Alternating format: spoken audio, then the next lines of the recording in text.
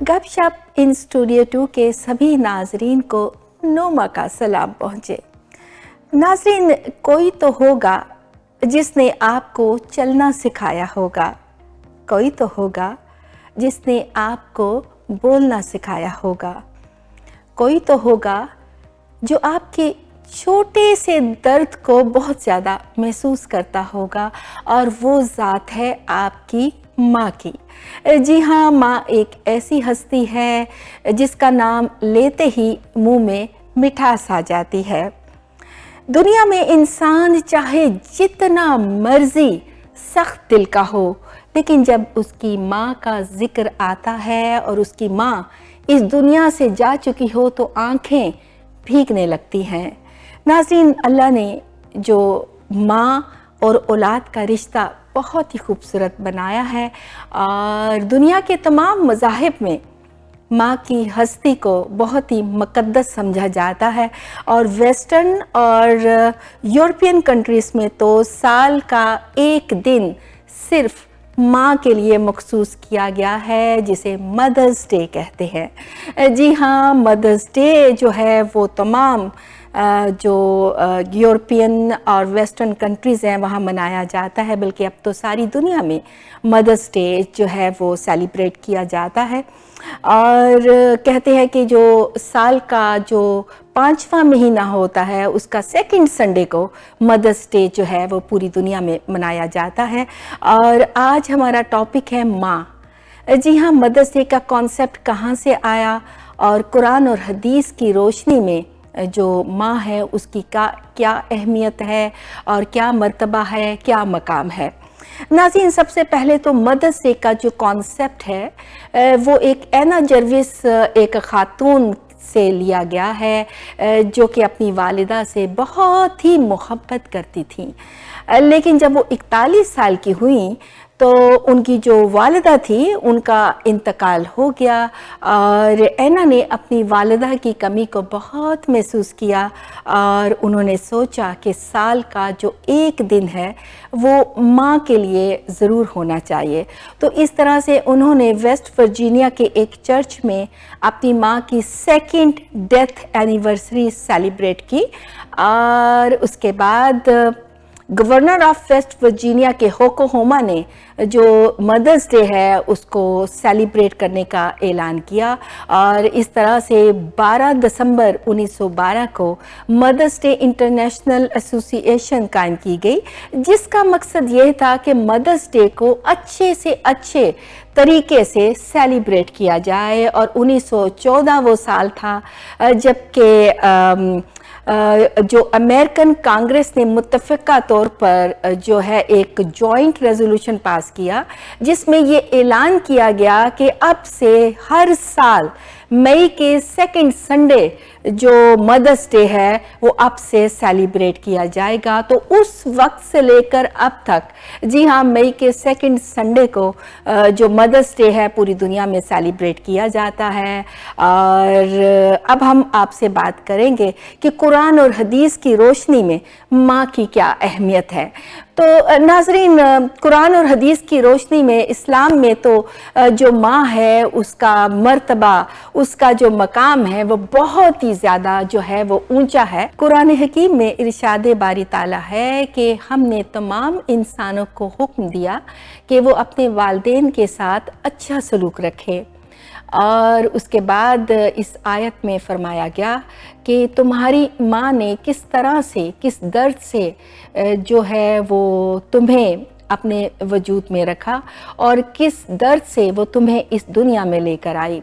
नाज़रीन, इस आयत में सबसे पहले तो माँ और बाप का इकट्ठा जिक्र किया गया है, और उसके बाद माँ को बिलखसूस माँ के बारे में मुखातिब करके माँ के बारे में कहा गया है कि माँ तुम्हें किस तकलीफ़ से अपने वजूद में रखती है और किस तकलीफ़ से वो तुम्हें जो है वो इस दुनिया में लेकर आती है।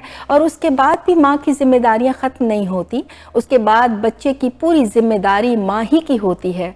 वो किस खूबसूरती से खुद जो है वो भूखी रहकर अपने बच्चे का पेट جو ہے وہ پالتی ہے اور کس طریقے سے اسے بڑا کرتی ہے۔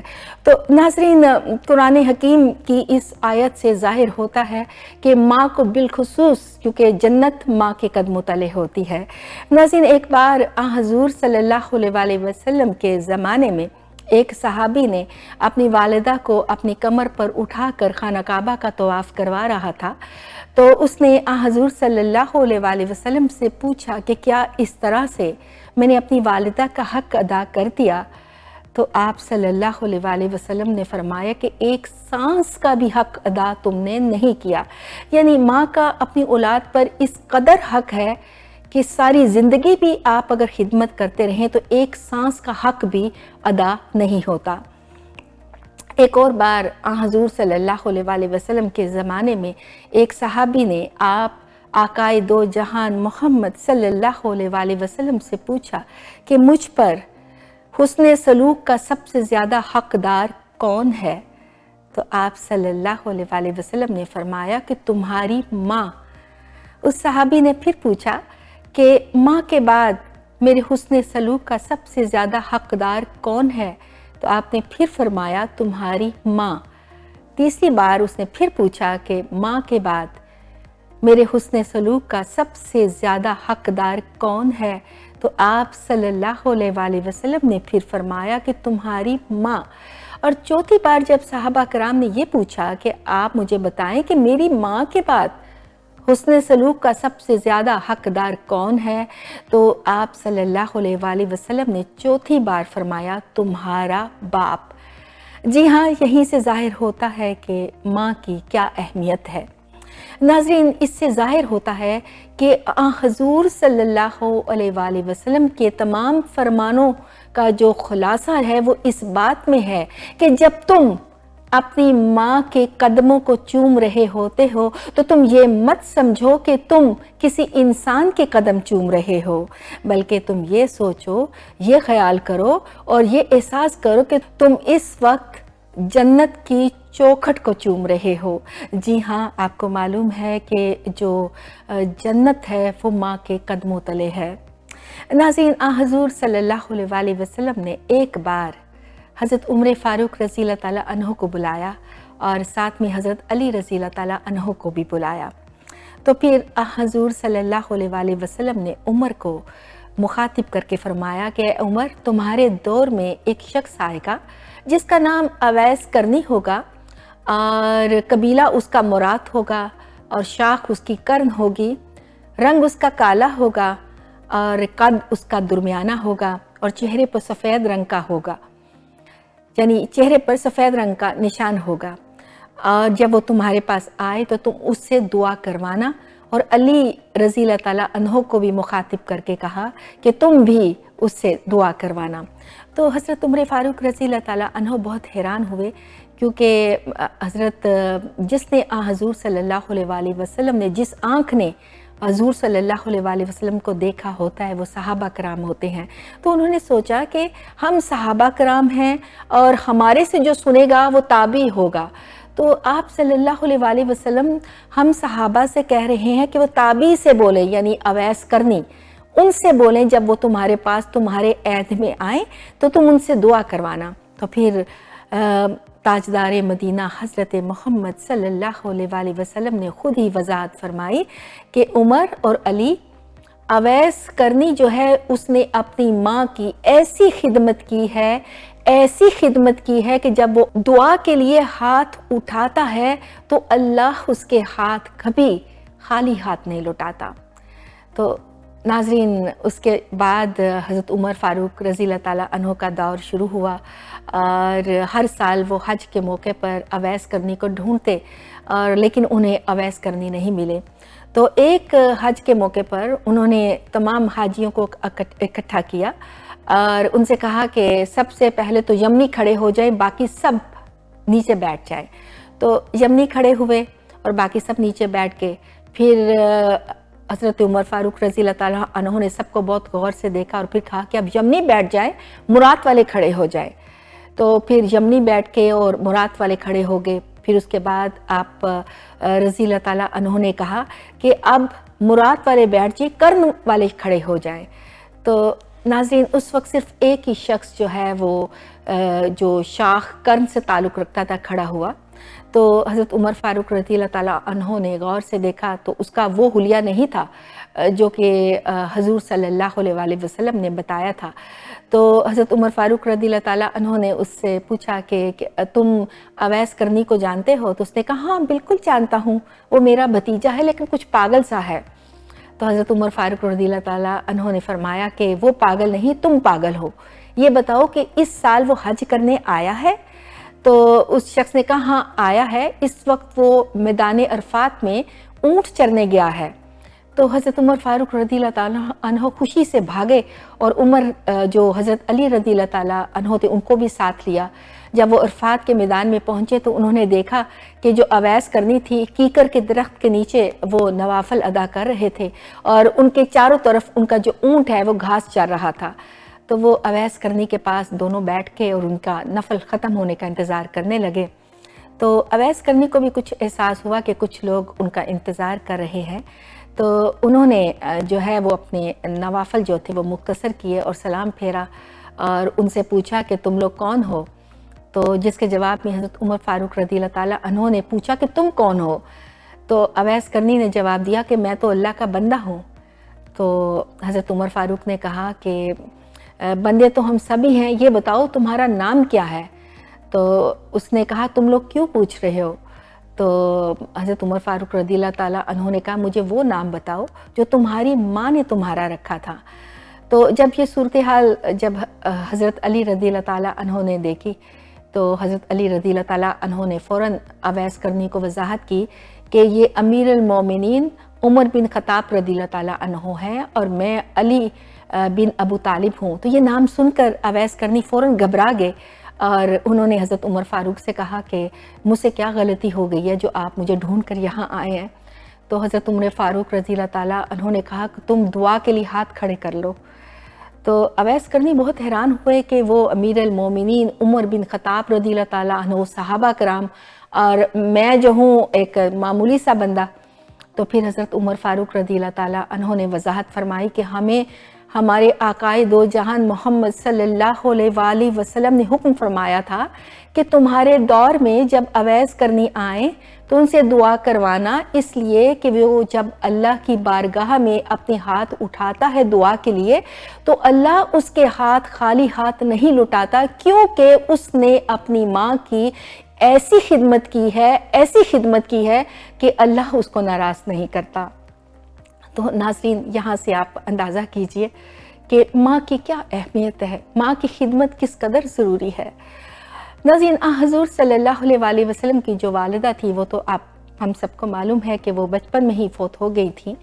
हज़ूर सल्लल्लाहु अलैहि वसल्लम ने अपनी वालिदा के बारे में एक बार फरमाया कि काश मेरी वालिदा ज़िंदा होती और मैं इशा की नमाज के लिए सूरा फातिहा पढ़ रहा होता और मेरी वालिदा मुझे कहती ए मोहम्मद, तो मैं नमाज तोड़कर अपनी वालिदा की बात पर पुकार कर उनकी बात सुनता।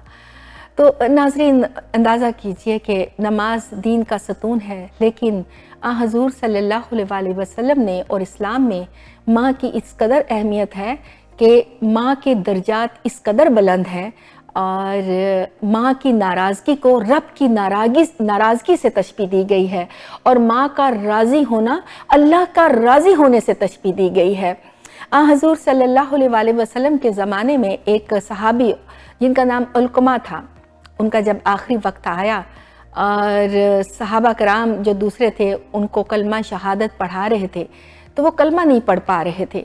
तो ये इत्तला हज़ूर सल्लल्लाहु अलैहि वसल्लम को जब हुई तो आप भागे हुए तशरीफ़ ले गए और देखा कि जो सहाबी अलकमा नामी हैं और उनसे कलमा नहीं पढ़ा जा रहा। तो उन्होंने दरियाफ़्त किया क्या इसकी वालिदैन में से कोई ज़िंदा है? तो सहाबा कराम जो दूसरे थे उन्होंने कहा हाँ इनकी वालिदा ज़िंदा है। तो आपने उनकी वालिदा को पैगाम भिजवाया कि आप तशरीफ़ लाएंगी या मैं आपके पास आऊँ। जब अलकमा की वालिदा ने सुना कि आप सल्लल्लाहु अलैहि वसल्लम उनसे मिलना चाहते हैं तो वो फ़ौरन तशरीफ़ ले आई। उन्होंने कहा कि नहीं मैं आती हूँ। जब वो आप सल्लल्लाहु अलैहि वसल्लम के पास आई तो आप सल्लल्लाहु अलैहि वसल्लम ने पूछा कि क्या तुम अलकमा से नाराज़ हो? تو اس عورت نے جواب دیا ہاں میں اس سے ناراض ہوں، میں اپنے بیٹے سے ناراض ہوں۔ تو آپ صلی اللہ علیہ وآلہ وسلم نے اس سے پوچھا ناراضگی کی وجہ کیا ہے؟ تو اس عورت نے جواب دیا کہ علقمہ سے مجھے دینی لحاظ سے کوئی شکوہ نہیں ہے، کوئی گلہ نہیں ہے، کوئی شکایت نہیں ہے۔ وہ بہت ہی پرہیزگار ہے، تہجد پڑھتا ہے، نماز پڑھتا ہے، روزے رکھتا ہے، اور جو گلہ ہے وہ مجھے اپنی ذات کا ہے کہ علقمہ جب بھی مجھ سے بات کرتا ہے وہ بہت بدتمیزی سے بات کرتا ہے اور میرا دل بہت دکھی ہو جاتا ہے۔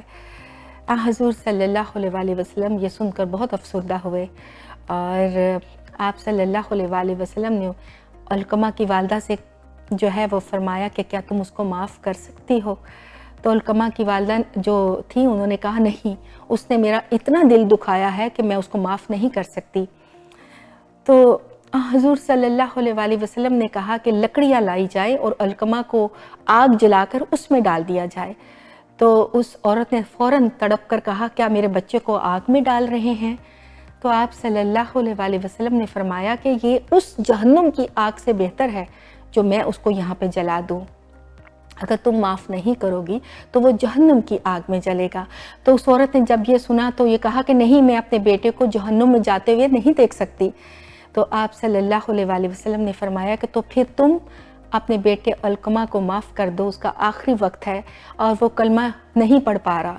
اس عورت نے اسی وقت اپنے بیٹے علقمہ کو کہا کہ میں تمہیں معاف کرتی ہوں، سچے دل سے معاف کرتی ہوں۔ جیسے ہی اس نے علقمہ کو معاف کیا، علقمہ نے کلمہ پڑھا اور اللہ کو پیارا ہو گیا۔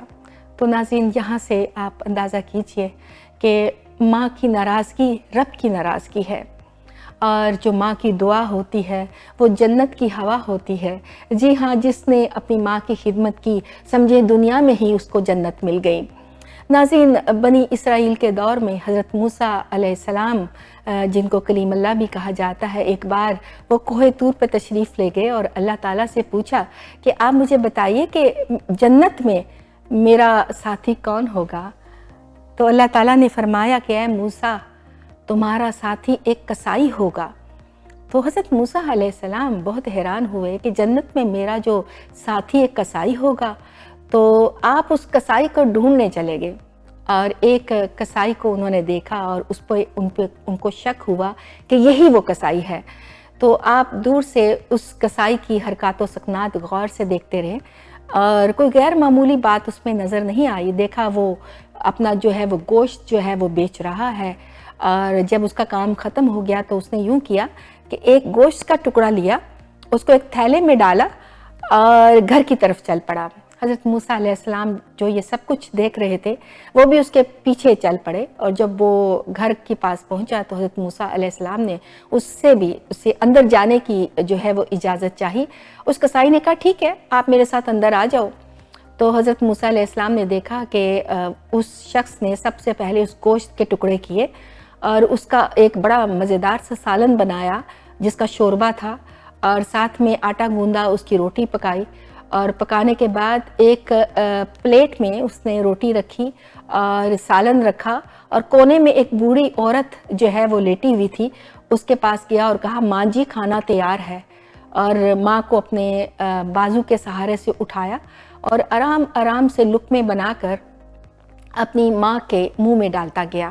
ایک وقت یہ آیا کہ جو ماں ہے اس نے کہا بس، اور جب وہ اس کو لٹانے لگا اپنی ماں کو، تو اس بوڑھی عورت نے اس کسائی کے کان میں کچھ کہا جس کو سن کر کسائی مسکرا دیا۔ حضرت موسیٰ علیہ السلام دور کھڑے یہ سب ماجرا دیکھ رہے تھے، اور جب وہ کسائی حضرت موسیٰ علیہ السلام کے پاس واپس آیا تو حضرت موسیٰ نے پوچھا کہ یہ کون تھی؟ اس نے کہا یہ میری ماں ہے، اور میں صبح اپنے کام پر جانے سے پہلے سارے کام اس کے کرتا ہوں، اور واپس آ کر سب سے پہلے اس کے لیے کھانا تیار کرتا ہوں، اور جب میں اس کو کھانا کھلاتا ہوں تو وہ مجھے بہت دعائیں دیتی ہے۔ تو حضرت موسیٰ علیہ السلام نے پوچھا کہ اس نے تمہارے کان میں کیا کہا تھا؟ تو ناظرین، وہ کسائی نے کہا کہ میری ماں ہے اور اس کو پتہ نہیں ہے، تو وہ مجھے یہ دعا دیتی ہے کہ میں تم سے اتنی خوش ہوں کہ اللہ جنت میں تجھے موسیٰ علیہ السلام کا ساتھی بنائے۔ تو آپ خود سوچیں کہ موسیٰ کلیم اللہ کہاں اور میں کسائی کہاں۔ تو یہ بات سن کر حضرت موسیٰ علیہ السلام کی آنکھوں میں آنسو آ گئے، اور آپ نے اس کسائی سے کہا کہ سمجھو تمہاری ماں نے دنیا ہی میں تمہارا کام جو ہے وہ بنا دیا۔ تو ناظرین اندازہ کیجئے کہ ماں کی کس قدر اہمیت ہے، اور ماں جو ہے اس کے پیروں تلے جنت ہے، اس کی دعا جنت کی ہوا ہے۔ اور کوشش کیجئے کہ اپنی جو والدہ ہیں، ویسے تو والدین دونوں کو ہی جو ہے وہ آپ کو ناراض نہیں کرنا چاہیے، لیکن خاص طور پہ اپنی والدہ کا بہت خیال رکھیے۔ حضور صلی اللہ علیہ وآلہ وسلم سے ایک بار کسی صحابہ نے پوچھا کہ قیامت کب آئے گی؟ تو آپ صلی اللہ علیہ وآلہ وسلم نے جواب دیا کہ مجھے کیا معلوم ہے۔ تو صحابہ نے پوچھا کہ کوئی اس کے سمٹمز آپ بتائیں۔ تو انہوں نے بیٹیوں کے بارے میں کہا کہ بیٹیاں چونکہ اپنی والدہ کے بہت ہی کلوز ہوتی ہیں، اور بیٹیاں اپنی والدہ کی بہت خدمت کرتی ہیں، لیکن حضور صلی اللہ علیہ وآلہ وسلم نے بہت ہی افسردہ ہو کر کہا کہ جب بیٹیاں بھی اپنی والدہ کو بے عزت کرنے لگیں تو سمجھو قیامت جو ہے وہ قریب ہے۔ تو ناظرین قرآن حکیم میں 5 بار اللہ تعالیٰ نے جہاں جہاں اپنے حق کا ذکر کیا ہے، وہیں پر والدین کے حق کا ذکر کیا ہوا ہے۔ تو میں آج کی ساری باتیں، چونکہ آج آپ سب لوگ مدرس ڈے منا رہے ہیں اور اللہ تعالیٰ آپ سب کو خوش رکھے، تو ہماری تو جو مائیں ہیں ان کا ہر روز مدرس ڈے ہونا چاہیے۔ صبح جب آپ جاب پہ جائیں تو اپنی والدہ سے مل کے جائیں تو آپ دیکھیں کس خوبصورتی سے وہ آپ کو دعائیں دیتی ہیں، اور جب واپس آتے ہیں تو بھی اپنی والدہ سے سب سے پہلے ملیے اور دیکھیے وہ آپ کو کتنی دعائیں دیتی ہیں، اور یہی دعائیں آپ کو جنت میں لے کے جائیں گی۔ تو اللہ تعالیٰ ہم سب کے والدین کا سایہ جو ہے وہ ہمارے سروں پہ سلامت رکھے، اور ہمیں